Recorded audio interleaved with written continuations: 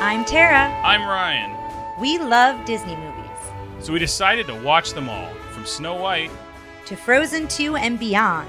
Each episode will watch a different Walt Disney Animated Studios film and tell you all about it.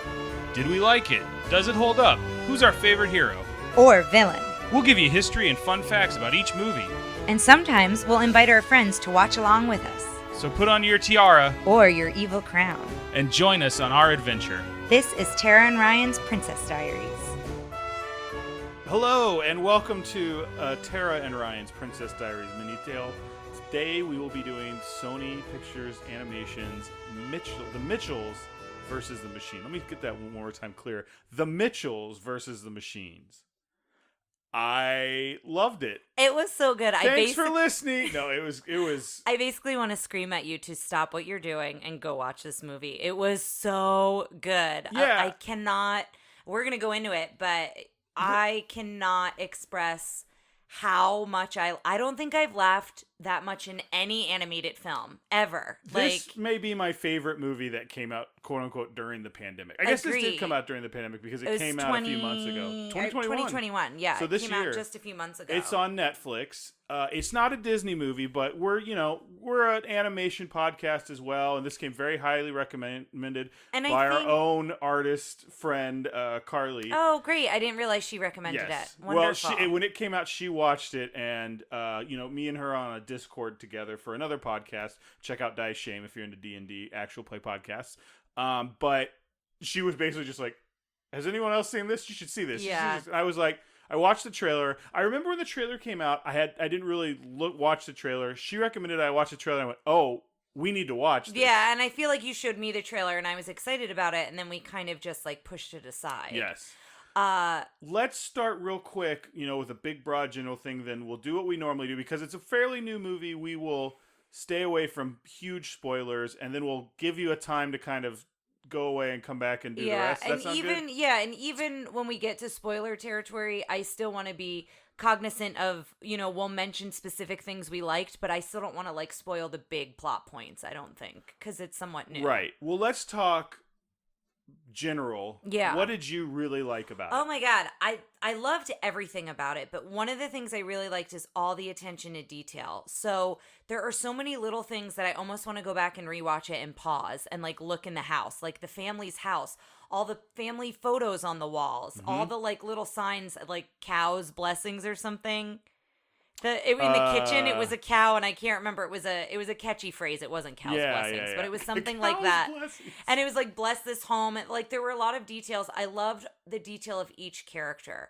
The dad has a very woodsy look, and you find out more about his background. The mom is a first grade teacher, and you can see that in her look, her heart earrings, and kind of how she's dressed and how she interacts with the family. She gives everyone stickers when they do a good job. Which I love because I always say gold star when somebody does something well. So I related to her in that. The daughter who is the narrator of the story, who's telling us the story, there's so many good details in her look. I don't know if you noticed her shoes. I think they were Converse. They had heck yeah written on them. Yes. And so I was curious. Did you see the hole in her jeans? Yes. That had the eyeballs above it, so it looked like a monster mouth. Yeah. As it moved, she also she had this handwriting all over her hands. Could you read what any of it said? I couldn't really. A lot of it was smudged or smeared, but what I loved about it is I did that. They very much captured each personality of these characters, and you felt like they were a living, breathing family. You felt like you were either pieces of the family, oh, I did that, or oh, I relate to that. Yeah. Or you felt like you've met those people, right? And the little brother who loves dinosaurs, and then the weirdo dog. There was so much thought put into the character development, put into the story, put into the design. Well, there were parts where we had to rewind 10 seconds because you would catch something in the background. And oh my gosh, at one point the robots are sitting on the ground. Well, we got to explain why there's robots in this movie. I guess we do, yeah. Let me get to something I really like. Yes, let's get to that before we go into... what I noticed really early on is this movie's called Mitchells and the Machines, and it's basically the last family standing after a robot apocalypse. Yeah. After all the other humans on Earth have been captured. And basically based off of a company that is very... It's Apple. It's Apple and Facebook. Yeah, it's and Apple. All that. Yeah, it's PAL. They keep making jokes Apple. that are like, who would have thought a corporate entity insistent on taking your personal information could have been a bad thing? They keep making like real fourth wall breaking jokes. But it's not really, it's definitely a family story. Yeah. And the robot apocalypse is so silly, they just get to it. Like, they don't really dwell on, well, why do they live in a world where all this AI is very smart? They just go, the Siri is is on your phone, and it's very, very smart in this world. Yeah, it's called PAL. And it's taking over. They decide, we're going to, cell phones are the cool thing. Now robots are going to be the cool thing, but then they take over. And that's it. They just get to it real quick. Well, they spend so much more time, like, delving, the important part, which is establishing each character in the family and their interpersonal relationships and what the drama is there. And it's such a good family story that when they throw this ridiculous stuff at you, you just accept it and keep moving forward because you just want to know, well, how does this weirdo family deal with it? Well, and what I was going to say, what you were just saying immediately made me think of, you buy into the apocalypse. Like, you don't question it. It makes sense, right? Well, in this world, to me, it makes sense. But also, I'm always, like, super nervous and skeptical of tech, right? And I think they just took that, which I think a lot of people have, that paranoia, and just went, yeah, it's right. Like, they weren't introducing anything that, like, it wasn't a hard concept to understand. Yeah. But my God, those robots were hilarious. They especially were so good. The two that are malfunction defective. kind of join the family. Yes. And they're like trying to convince them. They're like, we are humans. And they gosh. draw faces Yeah, on, and they become, so good. My name is Eric. My name is Deborah Bot 5000. I think, I'm trying to think if I had something else about that, but they were so great. I mean, we'll get to it as I go through my notes a little bit. But it seemed, when we turned it on, so this may be the longest animated feature we've done, like full on it. I think everything else has been long because it was almost 2 hours. And I remember we saw it. Tara, I'm going to reveal a list on the podcast. You came in and you went, do you want to watch this or do you want to watch this? Which one's shorter? Like, it felt like you were like, let's keep it short. And then this came on, and we were excited for every second of it. Oh my gosh. I was in from like long. moment one. It didn't feel long. You go on this adventure with the family. Like I said, I laughed more than I think I've laughed in any animated film I've ever seen. I cried in multiple points in the story. How we can connect it to Disney is it has a Goofy movie vibe to it. And it also follows some like beats or plot points that happen in a Goofy movie, but it's a larger family, right? Instead of just like Goofy and Max going on this road trip and having this adventure together, you have this adventure with all of the Mitchells. But it was very reminiscent of Goofy movie, and if you enjoy Goofy movie, I think even if you don't, but if you enjoy Goofy movie, I think hands down you'll love this movie. Well, there's the part where they're fighting drones and she's got a fishing pole and he flies. It's like 10 to 2, 10 to 2. Well, like, yeah, there's teaching her how to do that. There's they're on a road trip in a crummy old car. Like, that's a big part of it. The teaching stick is essentially like teaching the perfect cast, and that comes back into play later. The perfect cast. A longtime Goofy movie fan myself, I remembered it very easily. Come on, man. But yeah, it gives all the feels. It really does. And I just think it's so, so good. I also like how everybody, not only does every character like get really well created and defined, they do a good job of having everyone, like, the main dynamic is between the daughter and the dad. And they've kind of butted heads for a while. She's going off to college to film school. He's like a big outdoorsy type. He doesn't understand computers. Yeah. She does movies and film stuff and tries to show it to him, and he is worried. He's like, are you going to, is this something you can make money on? He wants her to have a backup plan. Can you make a living? Yeah. And it's just that typical thing. But then there's like, the mom and the dad have a dynamic. I think there was an interesting thing where it felt like the mom didn't really want to rock the boat at the beginning, and then she kind of develops out of that a little bit. They have a dynamic where she's like, the little brother is trying to help the sister talk to the dad, and the mom's trying to help the dad talk to the girl. The mom and the daughter. little brother have a moment that's kind of near the end that I don't want to spoil because it was one of the funniest things, but it's also very relatable. You know, everybody's got their own interpersonal relationships with stuff. There's a sweet moment where the dad's asleep in the back of the car and he's snoring, and she goes, and the Katie, the daughter, says, "Oh my God, is Dad sick?" She's like, "I deal with this every night. Pray for me." Yeah, because it's the dad and the dog snoring. Yes. So clearly the dog sleeps with the parents. Yes. Yeah. Well, and then when she snorts and it sounds like her dad, that's another like throwback to Goofy. Yeah, You know, and I mean it's its own movie. I don't want to say it's copying Goofy movie, but I don't know that it necessarily is. Rather than that, they both deal very well with similar themes. Yeah, and those that's themes what I are was so gonna- universal that I was going to say over. those themes shine through this one as well. I think if you watch this and you hadn't just edited the Goofy movie Agreed. episode, you might not make as you might many make a few, connections. but Yeah. And believe me, it stands up on its own. And I know we've said a few of the jokes here. There are 9 million jokes in this movie. Oh my gosh. And I wrote down a few I want to talk about once we cross over into spoiler territory, but they're coming a mile a minute. They're really good. And I think it's just a really smart film. I don't know what you felt, but I felt the writing was smart. I felt there are a million people in this movie. If you want to like showcase some of the voice actors, if we want to say a couple of who they are. I believe, let me look up IMDb. So Abby Jacobson from Broad City plays the main character, Katie. Rick, the dad, is Danny McBride. Maya Rudolph is Linda. Michael Rianda. Oh my God, another mom named Linda. I don't think I put that together. That was another she's thing. They felt like a very competent version of Bob's Burgers. Yeah. In a lot of ways. This is interesting. I think I just noticed this. The director was the little brother. Oh, cool. Michael Rianda. And then at the end, they show, like, directed by Michael Rianda. This is, like, the real Mitchells. And it's a picture of the family that dissolves into, like, I guess one of his pictures of his family growing up. Eric Andre is Mark, the Mark Zuckerberg guy who kind of creates... The pal guy, who creates everything. Academy Award winner Olivia Colman is Pal, who plays like the Siri who ends up being like the main villain. She's so good. And then Beck Bennett and Fred Armisen are the two robots. Beck Bennett is most of the other robots, except there's one scene where it's Conan O'Brien. Which is also really great. It's so... They're so good. The voice talent is very, very good in this movie. Mm-hmm. Another thing, speaking of movies we just watched, I am currently, this is, inside baseball, but I'm currently editing the Toy Story episode. Mm-hmm. And the amount of, we're talking about how early CGI and like, oh, it's cool what they could do with it and blah, blah, blah. And like looking at that movie and then jumping to this one. Yeah. And the leaps in...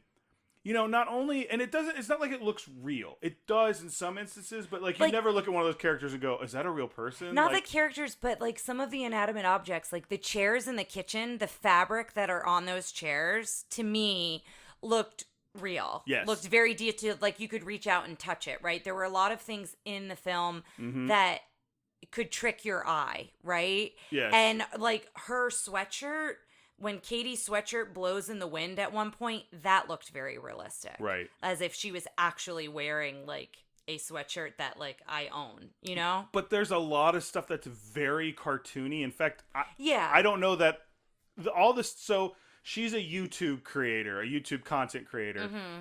And, boy, that sounds super, like, she's a YouTube content. Like, I don't want this to feel...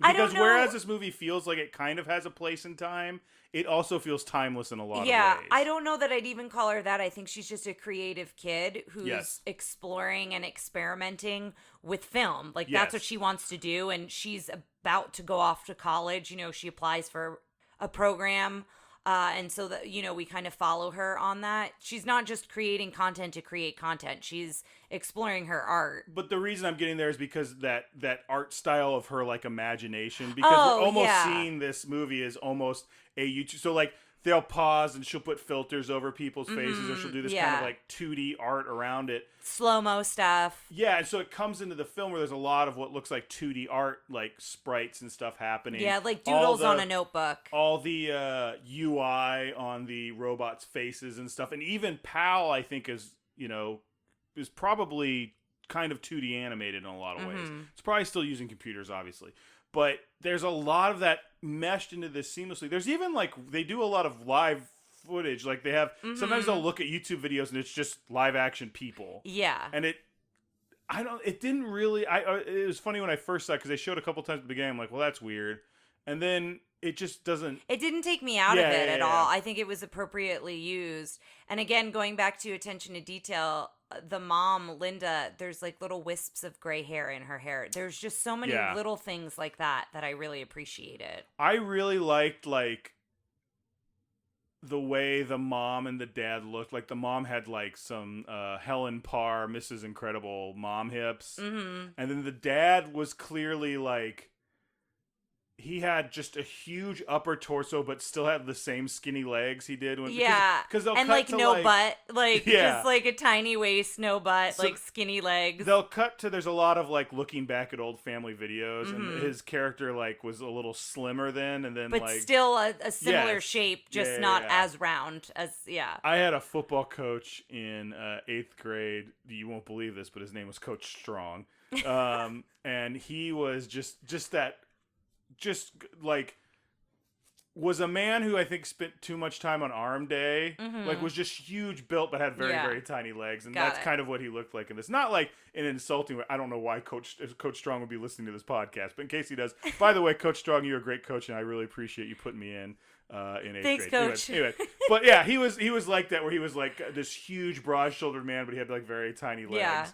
And yeah, that's what he looks like, and you know, it's just, I can't get over how much I thought we were going to enjoy this movie. Mm-hmm. We enjoyed it immensely. Yeah.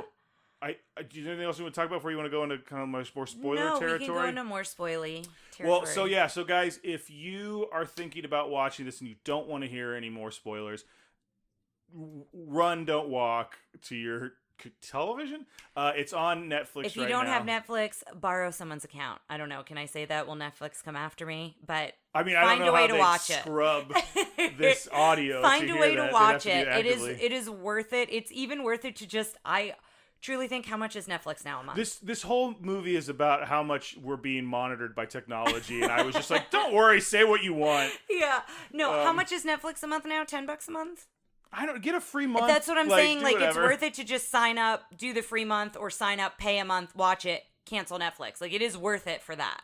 That's an interesting thing. I was thinking about this today, and this is kind of off topic, but like, Ted Lasso is a show on Apple TV only, and I'm like, I would like to watch Ted Lasso, but I don't want to have to buy another subscription. I mean, like, service. I would almost, when I was in college, if you wanted to watch a TV show before subscription services, you had to buy DVDs and Blu-rays, and now it's just like, no, buy a whole service, and I'm like, I just want to watch this one show. I don't know. Anyway, I wish Netflix would release more stuff than Stranger Things on DVD and Blu-ray, but because this would be I didn't know that was on DVD and Blu-ray. Well, because it's like the most popular thing they have, but that's about it. No, but I think this one would. I think they'd make money if they released this one. I will not be shocked. Copy. I will not be shocked if this gets on Best Picture. Oh, I hope. Best Animated. I hope it does. Absolutely. I really hope it does. So yeah, guys, check that out. And if you want to hear more about this with some spoilers, just wait till after the fairy wind chimes.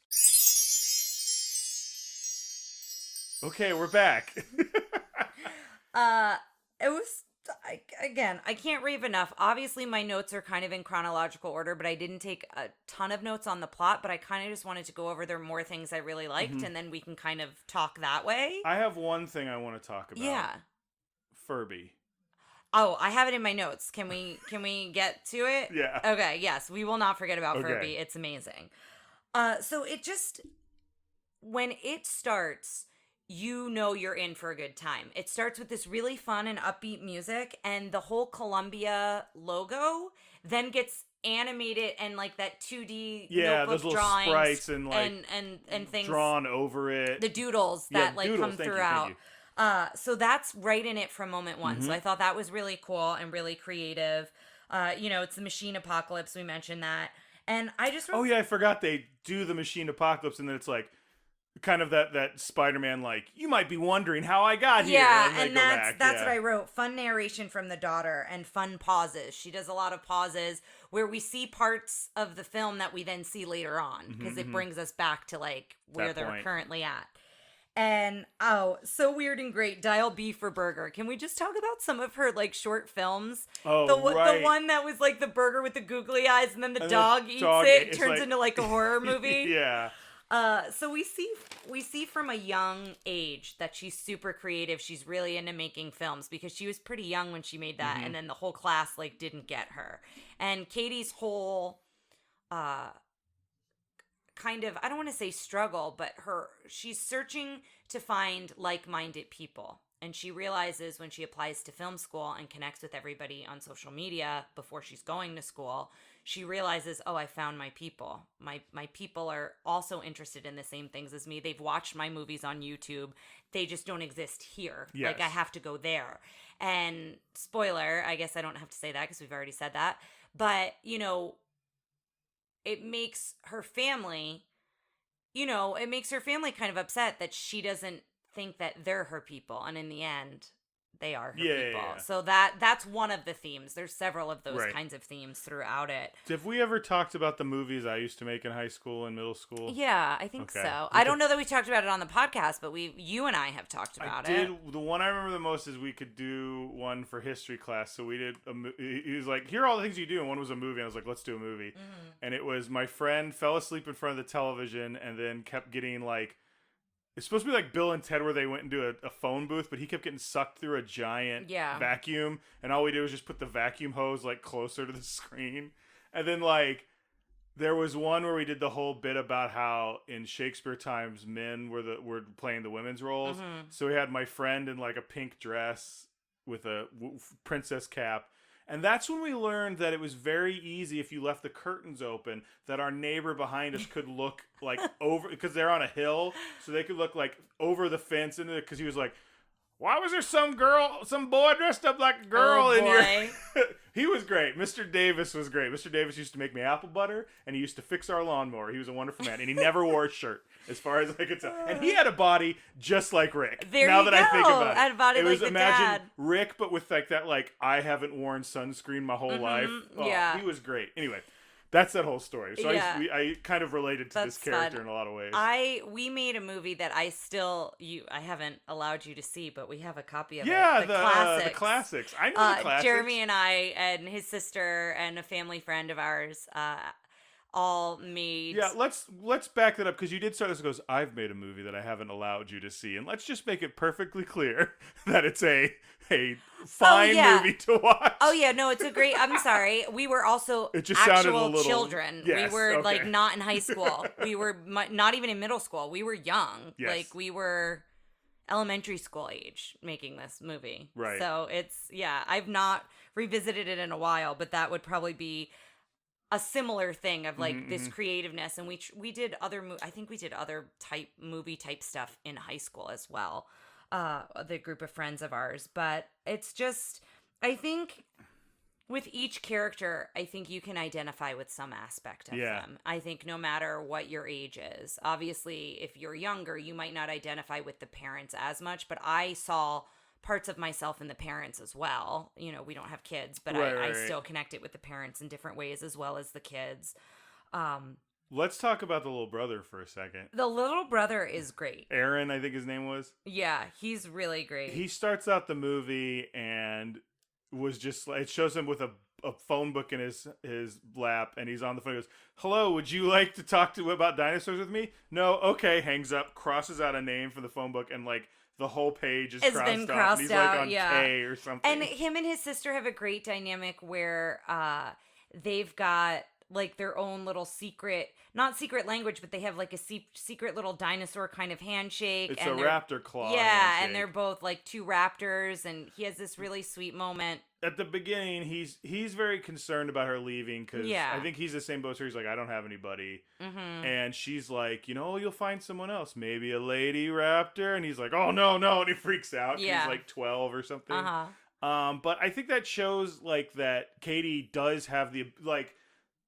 She cares about people. She's not careless. She's not. Oh no, heart. I think she cares. I think her and her dad are going through some stuff. Yeah, I think they're butting heads, as I think you do as a teenager with at least one of your parental figures. I'll say so.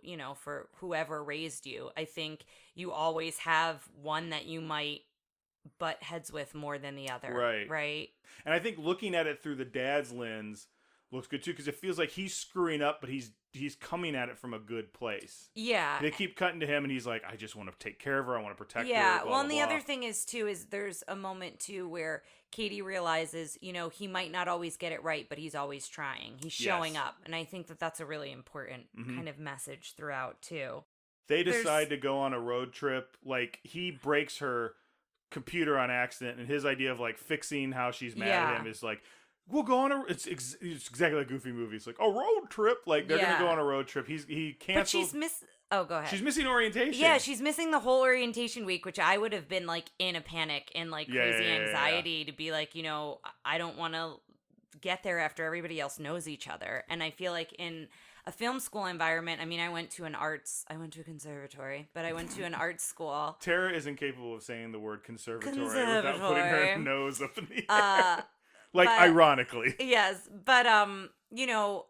And we went to a conservatory, but it was a bigger university as well. Still a very small school, but we were also a university. You bougie, we get it. But what I'm saying is, a lot of people that I met during that orientation week, we're still connected in some way. Yeah, didn't you meet Tommy from Aladdin? Aladdin? Oh, yeah, Tommy from Aladdin. I think we talk about it in that episode. We met on the first day. It was like some mixer. She talks about missing a mixer. It was like a luau or something.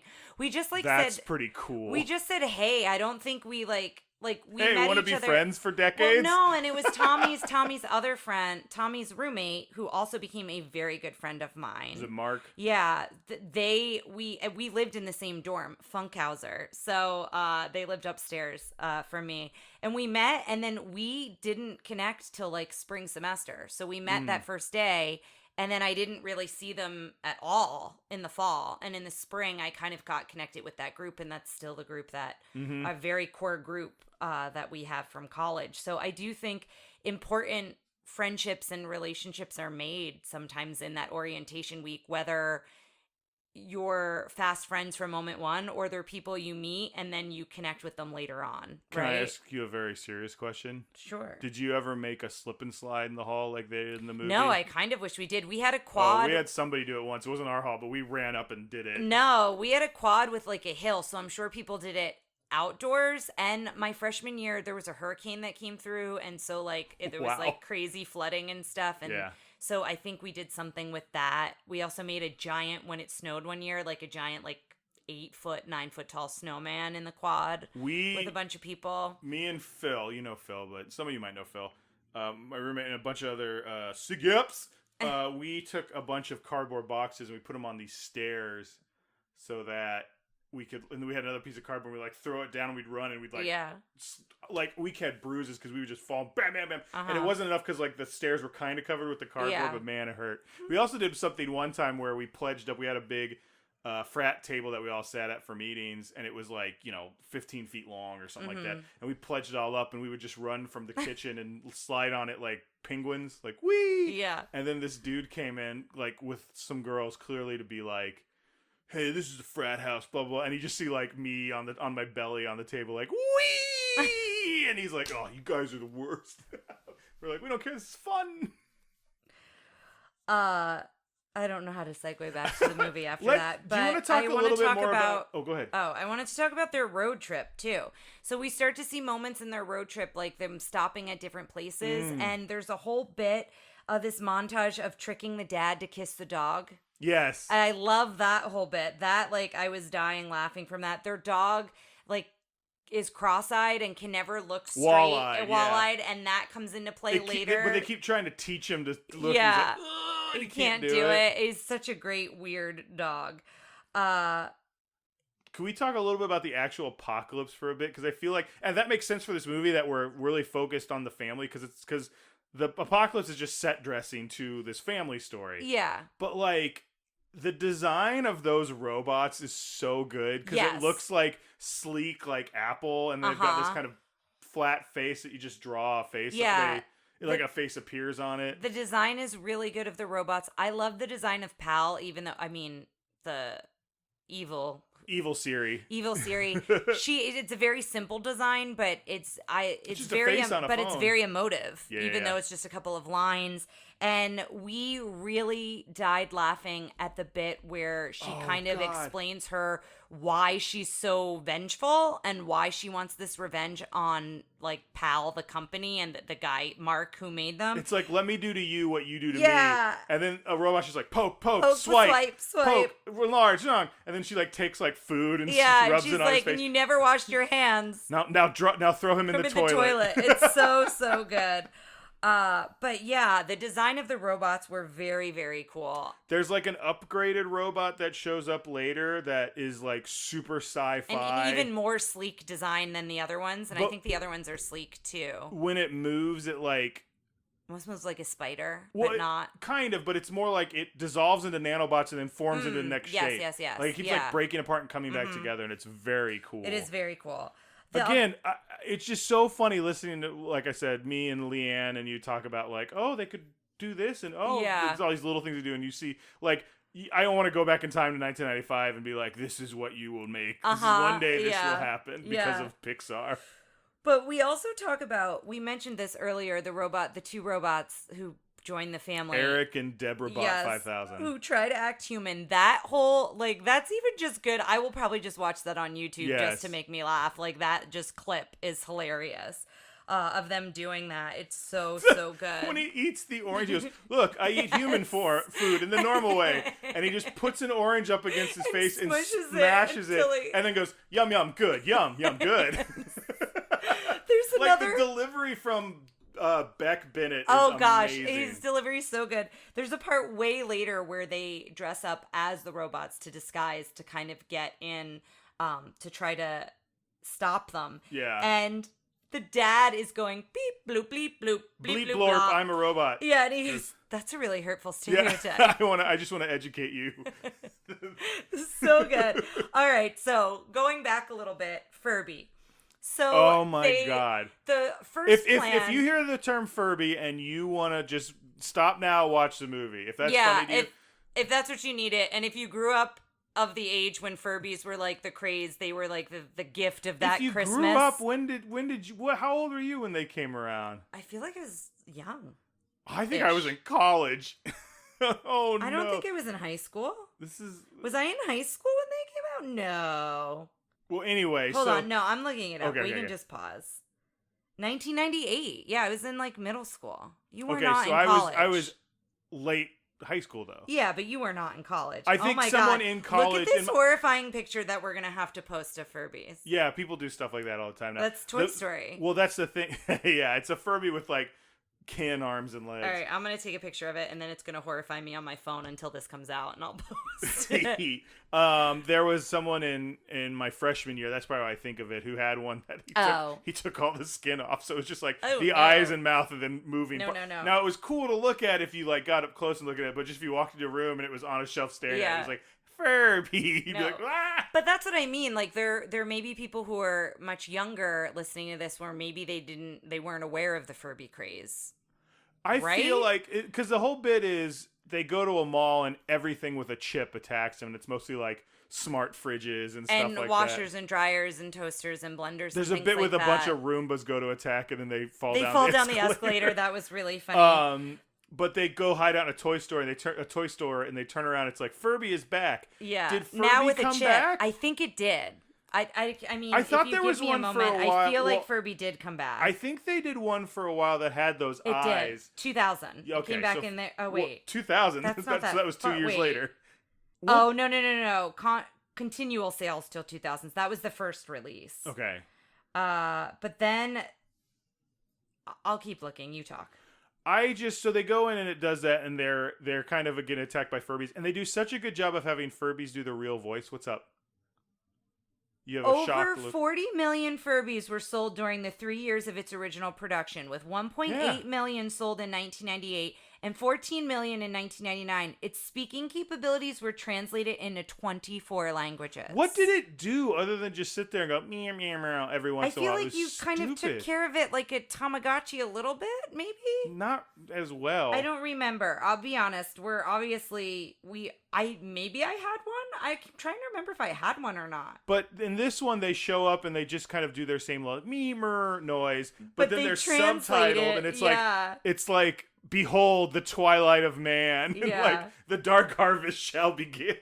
Like, they're very dark and weird. Okay, so the updated Emototronic Furby, which sounds like it could have Well, just because I come think out they of have this ones that movie. have, like, electronic eyes, so the eyes yeah. move around and stuff. With voice recognition Yes. and more complex facial movements was sold by Hasbro between 2005 and 2007. So they did come back out. Okay. And then another updated Furby with LCD eyes. That's the one I'm thinking and a of. mobile app was released for the holiday season in 2012. I now kind of want to still go down 9 years away from when this movie released. Yeah. So I like that they were like, let's just bring back Furby. Yeah, for I fun. kind of want to go down a Furby rabbit hole and like really Furby read. hole? Yeah, read the history of it. But anyway, all these mini Furbies attack, and then all of a sudden they're like, is it the mother? Wake the Elder. Yes, Wake the Elder. That's what it is, and it's this huge. It's like world's largest Furby. Horrifying giant Furby. It's basically my nightmares. It's all these little Furbies, this giant Furby, and the dialogue of the Furbies is so funny. Yeah. I know we talked about it, but it's hilarious. Tara was cackling during this whole movie. Oh my gosh. Like, I was constantly laughing Yeah. at parts. I was it gets actually very crying. emotional and heartfelt in a lot of spots at the end that doesn't feel sappy or unearned. Like, it's very good. Like, when they do the video montage, when Katie realizes she's filming over... So she's trying to film and document this whole apocalypse, and, you know, she'll make her dad say... She's like, no, you have to say it like this, because in her brain she's seen it from a director. This is going to be hard. And she goes, say this, and goes, the end game begins. Yes. Like... So she's doing all of that to put together this movie, and then she realizes when it's just her and her brother later on...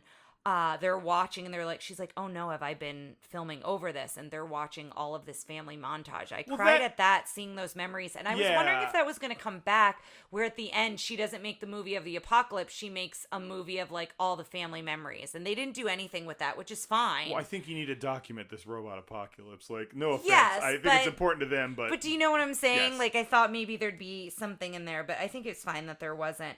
I also laughed during the Live Your Life, when it's her and her dad on the robots, and they're like, that's like a big... It's a song they sung when they were younger, and then they bond over it later. Mm-hmm. And so that was really good. The mom rage. I don't want to give up any of this stuff. I feel like this is so funny. Okay, well then you can cut this part out. No, I think mom rage. We'll keep it at mom rage. Yeah, but it's that so part good. is amazing. Yes. Yeah, I don't necessarily want to go into it more than that. But it's so good. Oh, it felt very Independence Day when the tech falls. Well, to me. Yes. I love that they're capturing all the humans and they're going to just launch them into space. Oh my gosh, and then they're like, she's like... Conan O'Brien is giving the thing where he's like, you will notice that there are no exits. Like, it's like, and you will just go on forever. To the dark void of space. But there is free Wi-Fi. And everyone's like, oh, that's not so bad. Yeah. I like that it did a good job of being like the themes of like dependence on tech is the issue, not necessarily tech itself. Well, because even the dad at one point was like, well, you created the tech that gave my daughter this opportunity to make these movies, so it can't be all bad. Yeah. Right? And then I did like the part where I forgot exactly what she said, but it was basically Pal was like, you blame me. You're the ones who don't talk to your family. Like, it was like 90% of mom calls are ignored. Like, it was just very smart. It reminded me a lot story-wise, like when we went to go see the Lego movie, and at the first like 20, Mitchell versus Machine isn't like this, but the first 20 minutes of the Lego movie we'll do someday, is like, I was like, this is fine, like it's okay. And then there's like a switch, and it gets very clever and very smart. And this whole movie felt like that. I was going to say, for a moment, this movie felt clever, felt smart. I think it's very poignant, a lot of the themes. It felt smart, it felt fresh, but I do feel like it's a movie we could watch 10 years from now, and it'll still feel and I'll relevant. still laugh just as hard at all of the jokes. I think there were so yum, many... Yum, good. I don't know why that's yum, good. There were so many good jokes in it. Also, this is another kind of plot... I don't know if it's a plot point, but it's a thing that reoccurs throughout, but how a moose says I love you, I was sobbing when they were like at the end with that, and It's I'll such just a leave dumb it at joke, that. But then they turn it into something. But they turn it into something yes. so beautiful. And that's really the last thing I have. The only other thing I wanted to say is make sure you watch the credits because you get to see all the voice actors as kids. They all have pictures of themselves as kids and like little arrows pointing to who's who, as well as the real family. I will say one more thing from me is if you watch it and watch it twice, maybe on the second watch, just watch Eric and Deborah Bot 5000. Yes, and because we kept finding them doing funny stuff in the background. Look for when they're playing patty cake. I'll just say yes, that. there's this big important scene, and just in the background, Tara's like, they're playing patty cake. I made Ryan go back and watch it because I was like, oh my gosh, they're playing patty cake. But I definitely want to watch it again. Absolutely. Yeah. I think there's a lot that we probably missed. Yes. That I'd love to, or to pause and, like I said, and read. We paused and read the bumper stickers on the car, but I'd love to go back in the beginning and pause in the house. There's so much detail in their home. Right. So. But yeah, guys, hopefully you check it out and hopefully you enjoy it as much as we did. The Mitchells versus the Machines on Netflix now. And thanks for listening. Go stream it. Thanks for listening to Tara and Ryan's Princess Diaries. If you want to tell us your favorite Disney villain and why it's guest on, send us an email at trprincessdiaries@gmail.com. Or you can send a tweet about how great Maleficent is to @TRPDiaries. Check out our Facebook group by searching for Tara and Ryan's Princess Diaries. Tara and Ryan's Princess Diaries are available on iTunes, Stitcher, Spotify, Overcast, and many more. Wherever you hear us, please be our knight in shining armor and give us a 5-star review. Thanks again, and until next time, remember to always live happily ever after.